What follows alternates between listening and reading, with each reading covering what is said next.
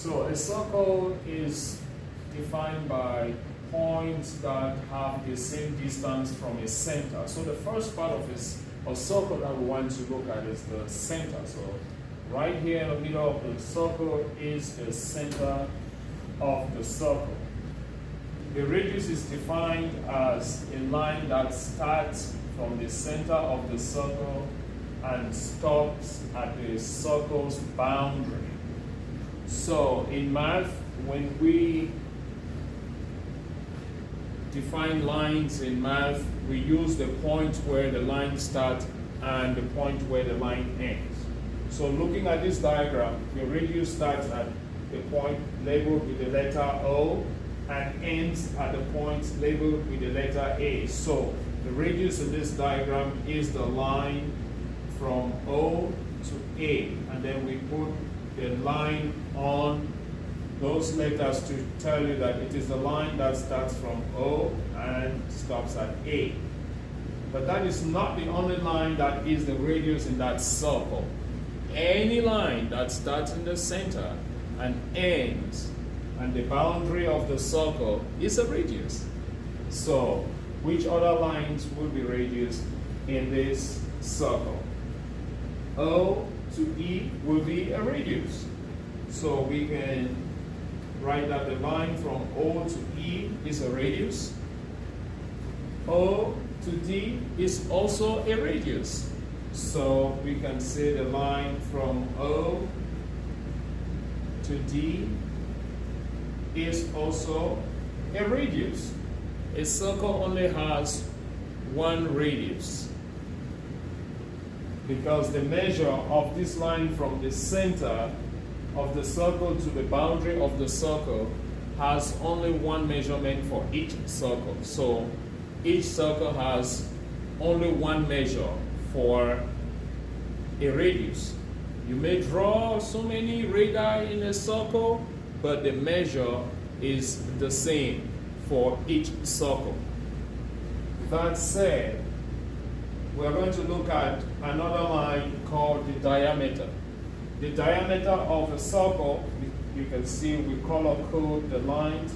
The diameter of a circle is the line that starts from the boundary, goes through the center. It must be a straight line. If we start from the boundary, go through the center and end on the other side of the boundary, maintaining a straight line, it is called a diameter. So the diameter divides the circle into two halves. So in this circle, the diameter will be the line from D through O to A. That is the diameter. The line from D through O to A is the diameter. Now, the whole boundary of the circle going around is called the circumference. The circumference here will be the line that starts from D, goes to E, around the curve, goes to A, goes to B, goes to C, and goes back to D. This line is the circumference of the circle. Being able to identify these parts of the circle is crucial for solving problems involving circles. A line in a circle that starts from the boundary of the circle, from one part of the circumference to another part of the circumference, but does not pass through the center, is called a chord. So do not get confused between chord and diameter. Diameter is a spatial chord. When it passes through the center, diameter, the chord becomes a diameter. So if it doesn't pass through the center but starts at one point of the circle and ends on another point of the circle, it is a chord. Is anyone familiar with this number, this irrational number called pi? Has a value of 3.14, and all of these digits, and they continue. This is not all of the digits that come after pi. Such a number is called an irrational number because it cannot be written as a fraction.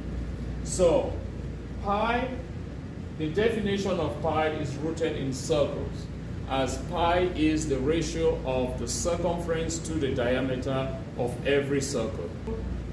If you measure the circumference of any circle and the diameter of that circle, and you find the ratio of the circumference to the diameter, that ratio is always equal, that ratio is always approximately equal to a constant number that is defined as pi.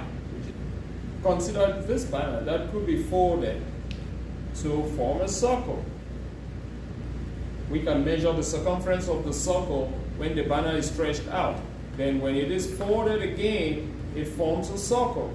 So let us consider this banner to form a circle, and the circumference measured on this banner is 93.7. So the circumference of this banner is 93.7 centimeters. Now we can also measure the diameter of the circle that is formed with this banner. The diameter of the circle measured is 30 centimeters. The ratio of the circumference to the diameter of the banner will be approximately equal to the constant we call pi. Now we have another circle here with another banner, a smaller circle. We can measure the circumference of the circle by stretching out the banner and taking the measurement of the circumference using a ruler. And we can also measure the diameter.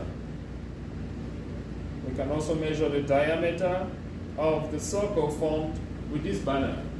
So according to the measurement, the circumference of the second circle is 61 centimeters and the diameter is 19.5 centimeters. Let us use these two circles to investigate if the ratio of the circumference to the diameter is always close to this number called pi, which is 3.14, approximately 3.14. So here we will divide for this circle, we will divide 93.7 by 30 centimeters. That will be 3.12. So we see this ratio is close to 3.14. So it is telling us something, that pi is the ratio of the circumference to the diameter. Let's try this other circle. We divide 61 by 19.5, and that gives to the nearest 100 3.13. So we can conclude that for any circle,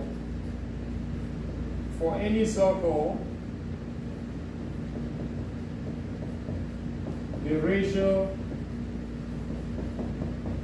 of the circumference